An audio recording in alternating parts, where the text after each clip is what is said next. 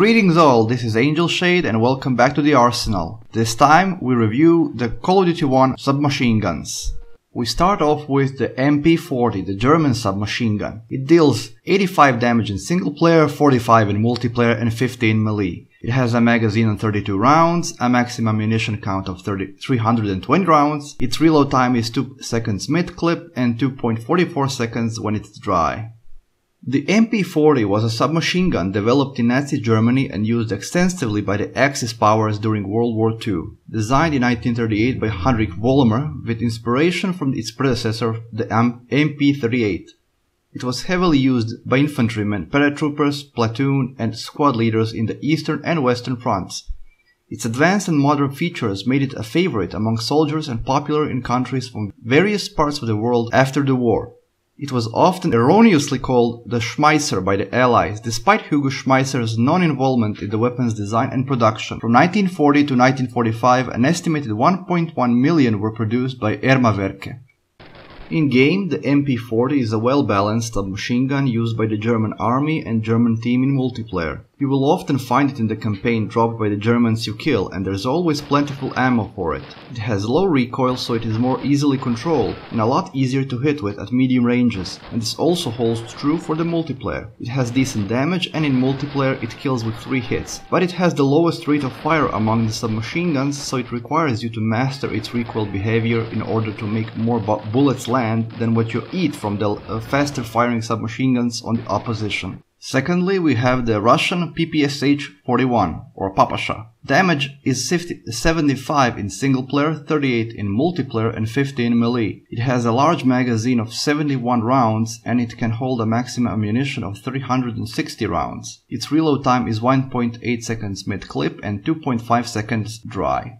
The PPSH-41 or Pistolet Pulemyot Shpagina is a Soviet submachine gun designed by Georgy Shpagin as a cheap simplified alternative to PPD-40. Common nicknames are Papasha from its 3-letter prefix and meaning daddy. The PPSH is a magazine-fed selective fire submachine gun using an opal bolt blowback action made largely of stamped steel. It could be loaded with either a box or drum magazine and fired a 7.62 by 25mm Tokarev pistol round. The PPSH saw extensive combat use during World War II and the Korean War.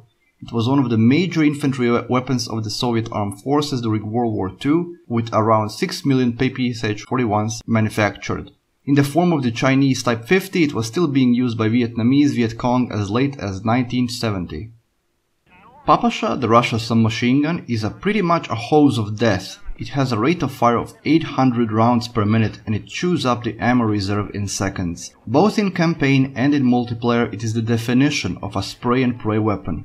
Rate of fire combined with its large magazine and only moderate recoil makes it able to hose down several enemies with ease. However, the damage per bullet is very low. It takes 3 to 4 bullets to score a kill, and because of the recoil, landing those 3 to 4 hits makes this task very difficult if the enemy is more than a few meters away from you. At close range, however, this is a very effective meat grinder, and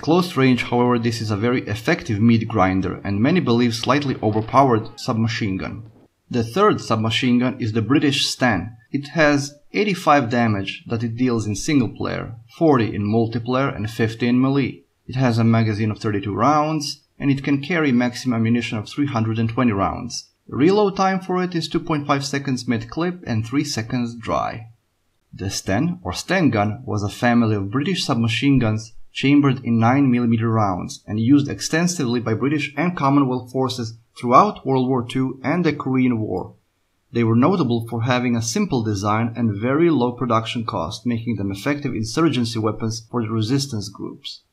Sten is the British submachine gun. It's very rare even in the campaign and ammo for it is even harder to come by. It's available to the British team in multiplayer. Stats-wise, it's almost identical to the MP40, but it's somewhat less accurate. Still, because of its shape, it's quite easy to wield and aim, compensating for the lower accuracy. And lastly, we have the American Thompson. The Thompson deals 105 damage in single player, 50 in multiplayer and 50 in melee. It has a magazine of 30 rounds and you can hold a maximum of 360 rounds for it. Reload time is 1.8 seconds mid-clip and 2.2 seconds when it's dry. The Thompson submachine gun is an American submachine gun invented by John T. Thompson in 1918. It became famous and infamous during the Prohibition era. It was a common sight in the media of the time, being used by both law enforcement officers and criminals. The Thompson was also informally known as the Tommy gun, trench broom, trench sweeper, Chicago typewriter, Chicago piano, Chicago style, Chicago organ grinder, and the chopper. The Thompson was favored by soldiers, criminals, police, and civilians alike for its ergonomics, compactness, large 45 caliber cartridge, reliability, and high volume of automatic fire. It has since gained popularity among civilian collectors for its historical significance. The Thompson is the submachine gun of the American Army in the campaign and in multiplayer. It's quite powerful, although inaccurate. It only takes 2 well-placed hits to score a kill, and at close to medium range this is not that difficult due to the high rate of fire.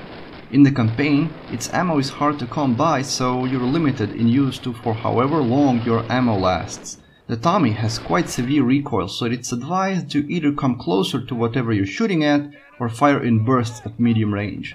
Spray and pray hip firing is much less effective than with other machine guns because the bullet spread is awful. Its power is its biggest advantage and it should be treated that way. Firing in bursts while on the move aiming down sight. 2 hits is all you need. This finishes the review of Call of Duty 1 submachine guns. Thank you for watching, until the next video.